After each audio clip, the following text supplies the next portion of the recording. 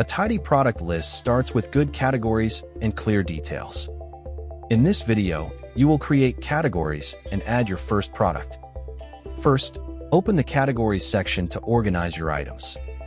Create categories such as drinks, snacks, or mobile accessories. Categories make it fast to find products while selling. Now go to Products and click Add a new product. Type the product name so it is easy to recognize. GOF POS auto-generates an SKU code for you. Add the brand name if the product has one. Enter the purchase price, which is your cost to buy it. Then enter the sale price you charge the customer. GOF POS shows your profit margin as you set the price. Choose the unit, such as piece, kilogram, or liter. Enter the quantity you currently have in stock. Set a low stock alert level so you know when to reorder. Choose whether this is a product or a service. Add a short description and upload a product image. Save it, and your product is ready to sell. You can edit or delete any product whenever you need.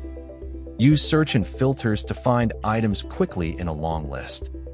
In the next video, we will import many products at once with CSV.